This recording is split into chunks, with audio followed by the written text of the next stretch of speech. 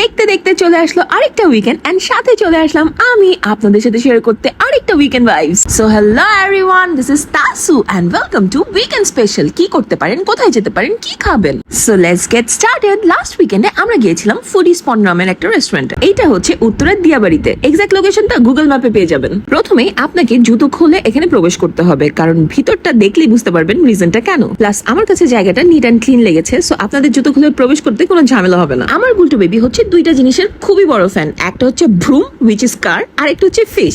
So এরকম একটা জায়গার সন্ধান পেয়ে আমরা আর দেরি না করে ওকে নিয়ে চলে গেলাম এই রেস্টুরেন্টে। আমার কাছে কিন্তু অ্যাম্বিয়েন্সটা জোস লেগেছে, মনে হচ্ছিল পুকুরের মধ্যে বসে খাচ্ছি। জাস্ট সি, এমন একটা থিম কিন্তু বেশ ইউনিক। প্লাস এটাকে মেনটেন করা কিন্তু যথেষ্ট টাফ, কারণ আপনারা এটার ভিতর ঢুকলে কোনো রকম মাছের উটকো গন্ধ পাবেন না। এইটা কিন্তু অনেক appreciable.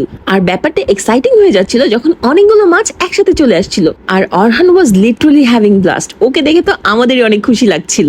Now coming to their menu, প্রথমেই বলে রাখি ওদের খাবারের ভ্যারিয়েশনটা আমার কাছে খুবই লিমিটেড লেগেছে, সাথে মনেও হয়েছিল খুবই ওভার প্রাইস। এটা নিয়ে আমি খুব বেশি কমপ্লেন করবো না, কারণ তাদের মেইনটেনেন্স কস্টটা অনেক বেশি, সেটা আসলে দেখেই বোঝা যায়। অফ দ্য টপিক একটা কথা বলে রাখি, আমি ঠিক করেছি এখন থেকে এভরিডে আপনাদেরকে একটা করে রিপ্লাই ভিডিও দেওয়ার চেষ্টা করবো। কজ অনেকের অনেক ধরনের কোয়েরি প্লাস এক্সপেকটেশনস হয়ে গেছে আমার কাছে, সো আমি চেষ্টা করবো সেগুলোকে মিট আপ করার। সো আই হোপ আমি আপনাদেরকে মেনুটা দেখাতে পেরেছি। একটা কথা বলে রাখি, আমাদের পাশের টেবিলে একটা গ্রুপ বিফ সিজলার অর্ডার দিয়েছিল, যেটাতে আমাদের সবার নাকের ঝাঁজ লেগে গেছিল। এন্ড সেই সিজলারের স্মোকটা ভেন্ট আউট করার স্পেস মনে হয়েছিল না, যার জন্য আমরা কন্টিনিউয়াসলি হাঁচি দিচ্ছিলাম। যাই হোক, অর্ডার দেওয়ার পর ওরা আপনাদেরকে এরকম একটা পোর্শনে মাছের খাবার দিয়ে যাবে, যেন আপনারা মাছের সাথে কোয়ালিটি টাইম স্পেন্ড করতে পারেন। এই খাবারটা কিন্তু ওয়ান টাইম, সেকেন্ড টাইম চাইলে কিন্তু পাবেন না। সো আমাদের প্রথম অর্ডারটা চলে আসছে, যেটা ছিল ক্রিম অফ মাশরুম। এইখানের একটা ফাঁকিবাজি আপনাদের সাথে শেয়ার করি। নর্মালি আমরা ডালের চামচ একটু খোলালা বাটিতে ইউজ করে থাকি, বাট এই বাটিটা ছিল একদমই ফ্ল্যাট। সো কোয়ান্টিটি আপনারা বুঝতেই পারছেন।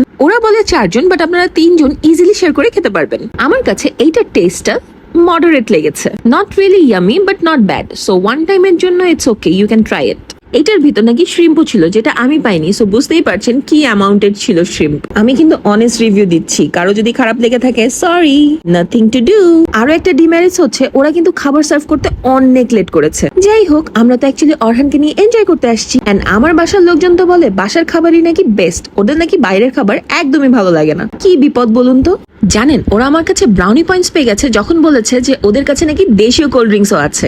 এইটা কিন্তু অ্যাকচুয়ালি একটা good initiative. Now again coming back to the food review, chicken fry কিন্তু আমার কাছে বেশ ভালো লেগেছিল। 6 পিসের কম্বো ছিল, যেটা ছিল 600 টাকা। সো পার পিস 100 করে ওয়াজ ওকে। বাট আমার আশেপাশের কারো কাছে নাকি ভালো লাগেনি একদমই। তাদের কাছে স্পেশাল চাউমিনটা ভালো লেগেছে, বাট আমার কাছে লাগেনি। বাট ট্রাস্ট মি, এটা কিন্তু লাস্ট টাইমের উড নেস্টের চাউমিনের চেয়ে বেটার ছিল, যেটাতে কিনা লবণই ছিল না, বাট ইট ওয়াজ মডারেট আসলে। So if you ask me আপনারা এটাতে যাবেন কিনা, খাবেন কিনা, আমি বলবো আপনারা অবশ্যই যাবেন, কারণ অনেক এনজয় করতে পারবেন, একটা ডিফারেন্ট এনভায়রনমেন্ট পাবেন। বাট খাওয়া দাওয়া নিয়ে খুব একটা বেশি এক্সপেকটেশনস রেখেন না। So place was but food was নে। আপনাদের উইকেন্ড কেমন যাচ্ছে আমাকে কমেন্টসে জানিয়ে ফেলো। If you like the video, don't forget to share. Also don't forget to visit that place. That's it for today. Thank you for watching. Tata, see you again.